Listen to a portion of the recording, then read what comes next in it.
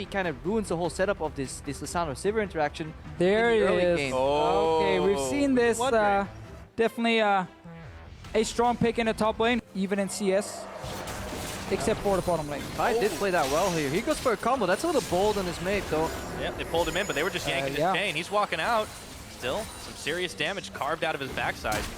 Now Shook going in, flashing to finish off the body slam, and Spirit's in some trouble here. Cabochard now looking to revenge, but the arrow dance over the wall, and the Boppy Hammer sends him flying all the way back.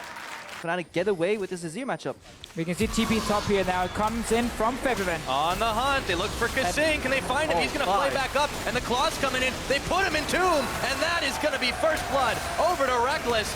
Looking for revenge is Nukeduck, and the curtain call does not find enough damage. Versus some of these tank supports like a Braum, maybe even a Bard, something that can escape. Spirit now gets hooked. Hook Lantern. Thing wants to prove you wrong. Yep, there's the flash already burned. See if they can take him down here. They can. It's Shook with the kill, but the hook helped out. This is what Thresh is made for. There you go. There. So they equalize the kills. Opposite consequence. Yeah, it does happen. Oh! Bebby scoots his way out. Snowball like a Fiora. Once you start winning one kill, it's over. Mitch, let's look at the bottom lane here. All right, Martin. There we go, Mitch. And Yarnin might be in some trouble. Teleport around the side. Kasing's already down, and Cabo completes it, but it's a 2v5. Yarnin just melts in the back, and Febivin getting the credit for that one means Cabo is running with his tail between his legs. And this is why we sang so much praise to the Sivir Lissandra double TP combination with Trundle. Absolutely love it. I think it's one of the strongest combos you can run in this current meta here because you have so much wave push to set up these dives. Nukeduck, he's out of here. Yeah. I mean, FNATIC get in, they grab two kills, they get the tower, they get out, they get Drake. Everything they wanted on the board. Worst case, they see members in the bottom lane, so they just go for the dive mid. And Nukeduck is out, but they don't need to get the kill. They can just start wailing away at this tower with the minion wave already there. Nukeduck has almost no mana. You can't really defend this. But Vitality are going around the side, and they've started the counter engage to collapse, but Gamsu sends the hammer flying, and he knocks Kasing back. Now he's surrounded into the box, but it doesn't matter. He's into the ground, and FNATIC can take this tower with ease. That for me is the true beauty of this composition, as we see a casket from Shook. Spirit goes low. Oh, Lamb's respite on, and they all group up to finish it off and get the heal to boot. But the Cabochard is consistently being pushed in by Gamsu. And in mid lane, Febivin's forced back, so this opens up for Robes and then double TP. TP's on both sides coming in. Febivin goes in on the glacial path, and they put Yarnin against the wall and melt his health bar down to nil. Kasing now on the run. There's no one for the lantern to take, and Nukeduck, even though he gets the divide, still gets taken down to 0. And now Shook's caught. Nowhere to go, trying to get to his tower, but Headbutt Pove says nay, and that is 3 kills to 0 for FNATIC. And we actually see something we saw earlier today. If you watched Africa Freaks versus the Rocks Tigers, this is the same thing that happens. TP at one side, Echo's like, I'm coming in, boys. Everybody starts dying, and he just ulties out and he goes back to his original I'm leaving, boys. Cabochard just got focused so hard that the only play he could make was ultimate back to his initial lane. Decide to push away. Worst case, you give her help, and then you rotate. And we have to call it what it is. Vitality were overextended in the top lane. That was just a clear-out mistake from them. Just need pink wards. Oh, the pink wards cripple. I know you've had a little bit of cause to cheer, but there are quite some more.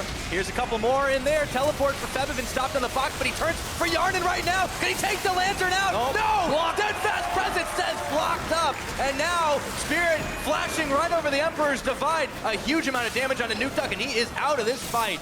This is the second fight where Spirit is pretty much 1v1ing Nukeduck in the backline, while Yarnin gets absolutely destroyed.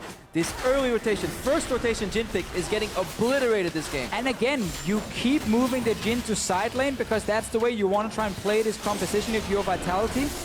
You have no way of escaping from long lanes. You only have the Lantern from Thresh, that's it. He doesn't fit into the Zir comp because they both want the mid lane in the mid game. Right now, Shook needs to steal this Baron. Going solo here, Shook trying to be the hero, throws it in. They catch Gamsu, Big Barrel comes out, but Shook, he's distracted, can't do a thing, and the Baron goes over. FNATIC now start to plow through Cabochard, and they've taken him out. It's Reckless with a kill on that one, and they keep on running on the hunt. Not quite available yet, but they just don't need it.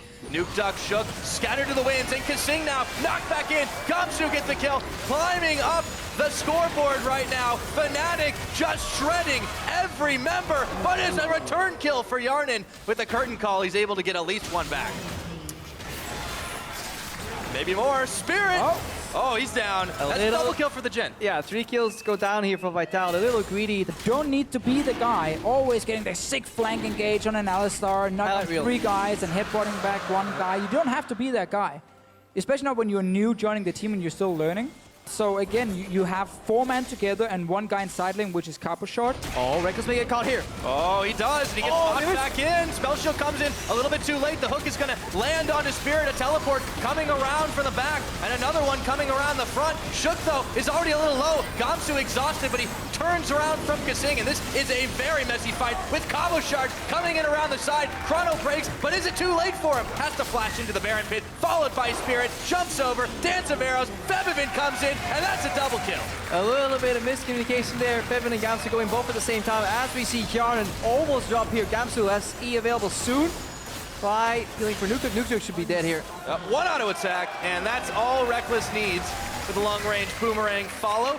3 members down for none. They're starting to push inhibitors. Yeah, when Febivin went in, the hammer time came down, and he kind of swung all of his opponents out, but he still got shook down. And it all started with a good pickup on Vitality, but they weren't on the same page with their skill shots, and if they don't make that stick, it's over. Right, again, you are not able to execute your composition, but we talked about how FNATIC or Vitality had like 1 play. Go 4-man mid, try and catch someone to start a fight with the Gragas, and like that's it. And if that doesn't work, you lost. But already starting it up. It's down to 7,000 health, and the rest of Vitality starting to collapse, but the best they can hope for is a 4v5, unless Cabo Shard puts his walking shoes on. Shook is already booted out, and they take down the Baron easy. I mean, regardless what happens next week, if FNATIC do win here, that means Febby gets to go to Rotterdam. That's obviously something they're playing for. They really want to make it to that offline event. They're looking to finish. Cabo goes in. Yep, they're trying to find a little bit of something, but Cabo's going to have to chrono break back towards his team.